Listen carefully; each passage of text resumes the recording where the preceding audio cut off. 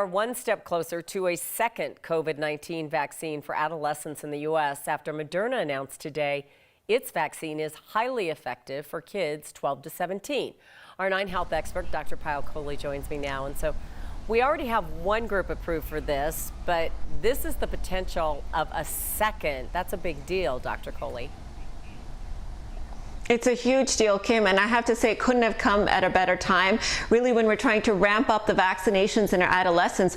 And what we're seeing is that up to 22% of cases now are in kids and adolescents. So this is really the perfect time to start to suppress infection. And then when we've seen the power of the vaccine and what it can do for the adults, it can help our kids to take their masks off. And it's just about the perfect timing in terms of when to get them ready for the fall semester, for going back to school in person later this year. But I also want to add, Kim, really importantly, kids are going to be the reservoir or the vector for spreading the infection. And so the fact that we now have a second vaccine for them, I think it really will help us to fight the pandemic in general, not just for our kids, but for all of us. So a great development.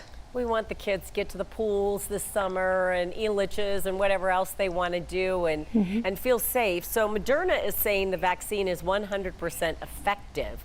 100%, is that true?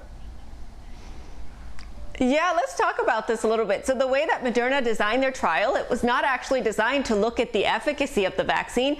It was designed to look at the immunogenicity, which means what kind of an immune response did these adolescents generate? And that was the primary endpoint. So that was comparable to what they generated in adults. But the efficacy was a secondary or exploratory endpoint. So I just want to put a word of caution on that, because that's not what the trial was designed for. So we have to take it with a tiny grain of salt. But essentially what they saw was 4 cases occurring in the placebo arm of severe infection and none occurring in those that got the vaccine.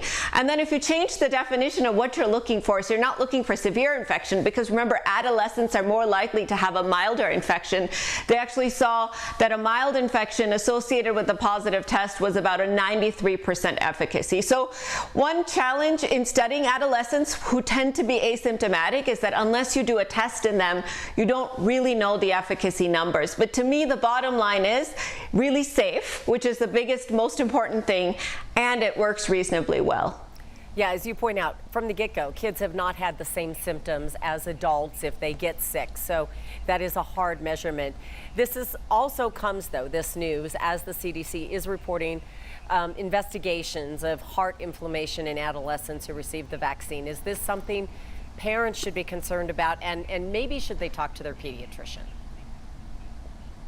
You know, if you're concerned, I would absolutely recommend talking to your pediatrician, but let's talk about the heart inflammation. So what we know about it is that it's very few cases and that they've been mild. And we also don't yet know whether it was caused by the vaccine or it was just an association. So it just happened to happen in those people that got the vaccine. Now, we do know that flu vaccines and other vaccines can potentially cause myocarditis. So if a causation does emerge, that's not going to be all that surprising. But I'm not at this point convinced that there's any compelling data for parents to worry about not giving their kids this vaccine. In fact, just yesterday, the American Heart Association issued a statement that formally said that the benefits of the vaccine enormously outweigh the risks to teenagers and adolescents. So we really should go ahead with those vaccinations, because this could just be a red herring and nothing that we particularly need to be concerned about.